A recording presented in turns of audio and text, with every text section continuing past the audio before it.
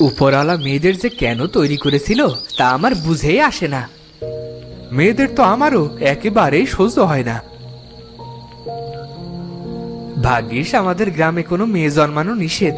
যদি কারো ঘরে মেয়ে সন্তান হয় তাহলে আমরাই তাদের মেরে ফেলি। শেষ কবে এই গ্রামে মেয়ে বাচ্চা জন্মেছিল মনে আছে? ওই তো 2 বছর আগে রাকেশের ঘরে যমজ 2 মেয়ে হয়েছিল না?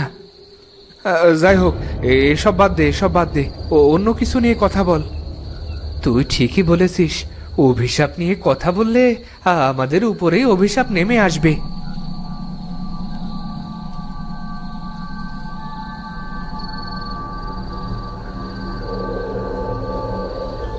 কি কি কি- কি গেল মনে হলো না? আমারও তো তাই মনে হলো রে। অনেক রাত হয়ে গেছে, চল তাড়াতাড়ি বাড়ি যাই।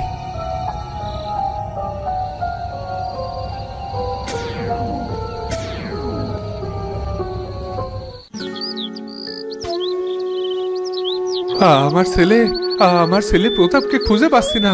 কাল থেকে বাসায় আসেনি। তোমরা তোমরা তোমরা কেউ দেখেছো? দেখেছো ওকে? কাল তো আমাদের সাথে আড্ডা দিয়ে ও আর সুভাষ একসাথেই বেরিয়েছিল। আচ্ছা, সুভাষ কি বাড়িতে গিয়েছে? সুভাষ সুভাষ কাল থেকে বাড়ি ফেরেনি। ও কোথায়? তোমরা জানো কেউ ও কোথায়? প্রতাপও কাল বাড়ি ফেরেনি। 2 জলজ্যান্ত মানুষ গ্রাম থেকে তো গায়েব হয়ে যাবে না। চলো আমরা সবাই খুঁজে দেখি।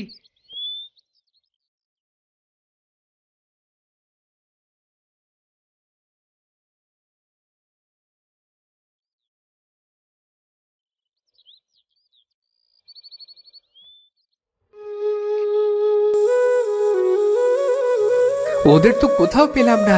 গ্রামের কেউ ওদের দেখেনি। আমার ছেলেটা আমার ছেলেটা কোথায় গেল? ও সারা ও ও সারা যে আমার আর কেউ নেই। ও কোথায় গেল? কোথায় গেল ও?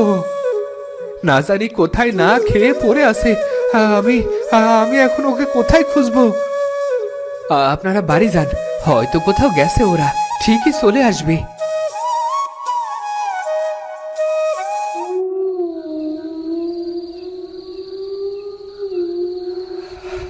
কে কে কে কে কে কে কে কে গেল আমার পেছন থেকে?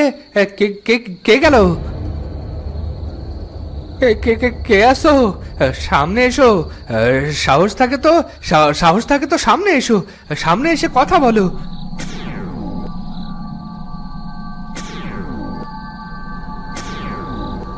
আহ আহ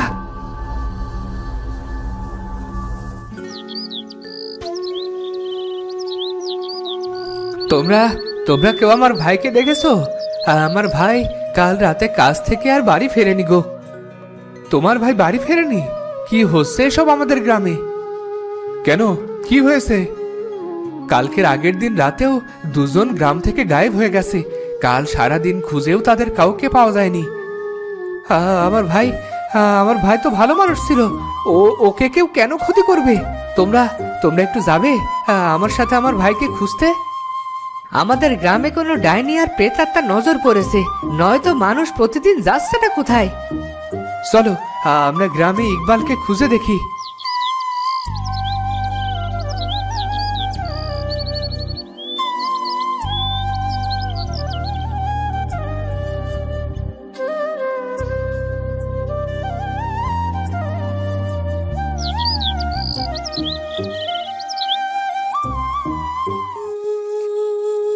তোমার ভাইকে তো কোথাও খুঁজে পেলাম না গো, সন্ধ্যা হয়ে গেল। জানি না কি হচ্ছে এসব। আমার ভাই ছাড়া আমার আর কেউ নেই। আমি এখন কাকে নিয়ে থাকবো? তাড়াতাড়ি বাড়ি গিয়ে ঘুমিয়ে পড়ো, রাত হয়ে যাচ্ছে। বাইরে থাকা ঠিক হবে না মনে হয়।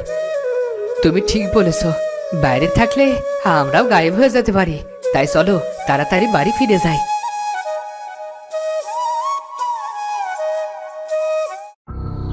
এভাবেই গ্রাম থেকে মানুষ গায়েব হতে থাকে। যেই রাতে বের হয় তাকে বস্তাবন্দি বানিয়ে নেয়। আর গ্রামের মানুষ ভয়ে সন্ধ্যা হবার সাথে সাথেই ঘরের দরজা জানালা বন্ধ করে লুকিয়ে থাকে। এভাবে চলতে থাকলে এই গ্রাম একদিন মরুভূমি হয়ে যাবে, কোনো মানুষই পাওয়া যাবে না।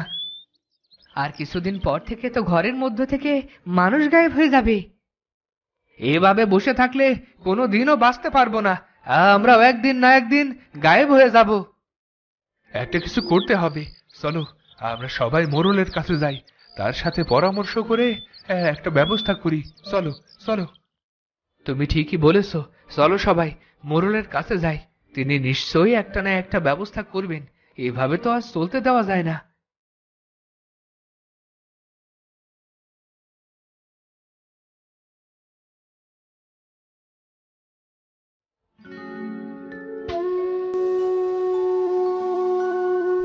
কি হয়েছে? আপনি কাঁদছেন কেন মোড়ল মশাই? কালকে আমার ছোট ছেলে সুমন গায়েব হয়েছে। কি কি বলেন? সুমনও গায়েব হয়ে গেছে? কিন্তু ও এই সময় রাত্রে বাইরে গিয়েছিল কেন? কে যেন ওকে ডাক দেয় আর ও বাইরে বেরোয়। পরে আমরা ওর চিৎকার শুনে বাইরে আসি, কিন্তু ওকে কোথাও দেখতে পাইনি আর। তার মানে বাড়ির মধ্য থেকেও লোক গায়েব হচ্ছে?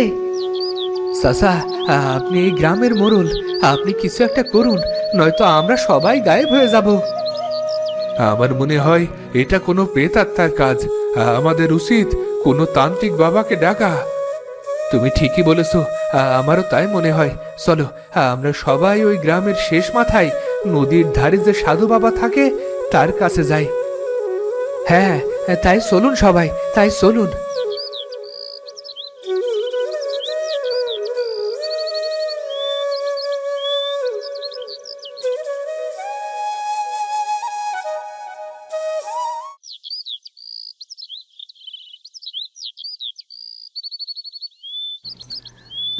মাফ করবেন বাবা, আমরা বড় বিপদে পড়ে আপনার কাছে এসেছি, দয়া করে আমাদের সাহায্য করুন।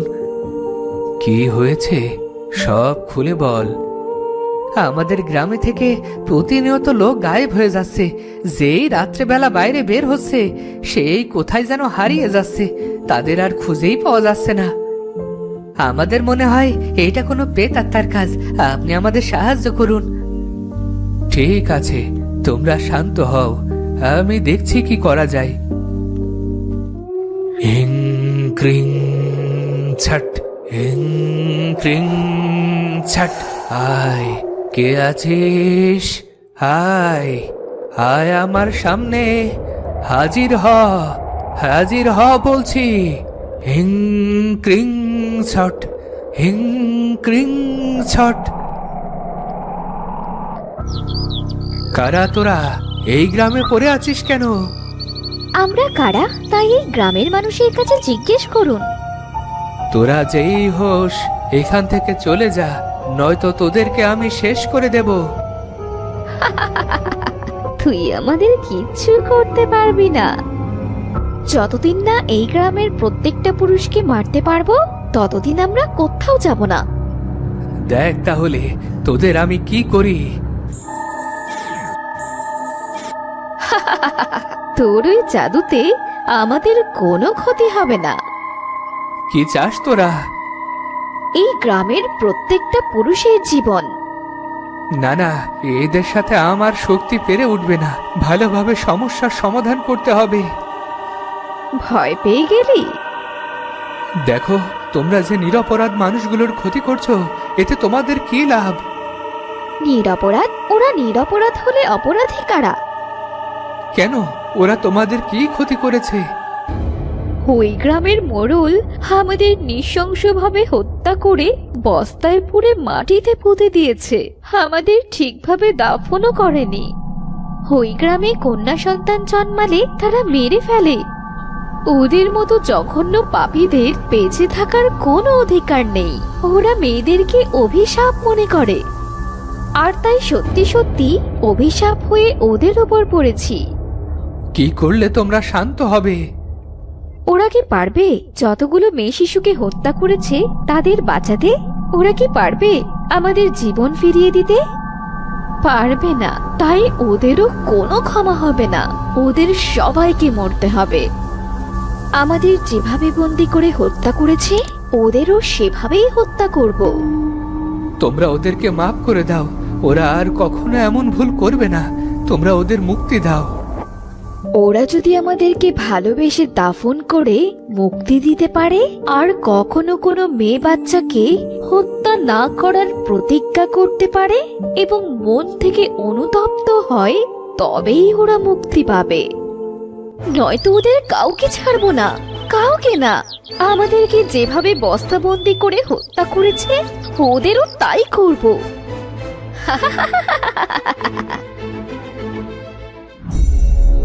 তোমাদের দোষেই তোমরা শাস্তি পাচ্ছ। আমরা আমরা কি দোষ করেছি বাবা? তোমরা মেয়েদেরকে মানুষ মনে করো না, মেয়ে সন্তান জন্মালে তাদের হত্যা করো, তাই তোমাদের উপর অভিশাপ নেমে এসেছে। কিন্তু মেয়েরা তো অশুভ, তাদেরকে হত্যা করা উচিত। মেয়েরা কখনো অশুভ হয় না, বরং তারা মায়ের জাতি। তোমরা কেউ বাঁচতে পারবে না, যাও, চলে যাও। এমন করবেন না বাবা, আমরা ভুল করেছি, আমাদের ভুল শুধরানোর সুযোগ দিন। শেষবার এই মোড়ল যে দুটো বাচ্চাকে বস্তাবন্দি করেছিল তারাই প্রতিশোধ নিতে এসেছে। এখন আমরা কি করব বাবা? বাচ্চা দুটির লাশ উঠিয়ে ভালো করে দাফন করো, আর কখনো মেয়ে বাচ্চাদের হত্যা করবে না, এই প্রতিজ্ঞা করে ক্ষমা চাও, তাহলেই হয়তো মুক্তি পাবে। ধন্যবাদ বাবা, আপনাকে অনেক ধন্যবাদ। আমরা এই ভুল আর কখনো করব না।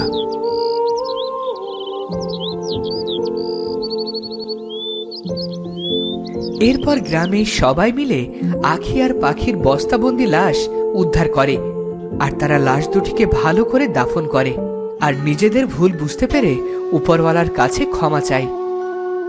তো বন্ধুরা, ভিডিওটি কেমন লাগলো? যদি ভালো লাগে চ্যানেলটি সাবস্ক্রাইব করে বেল আইকনটি বাজিয়ে দিও। দেখা হচ্ছে পরের ভিডিওতে। ধন্যবাদ।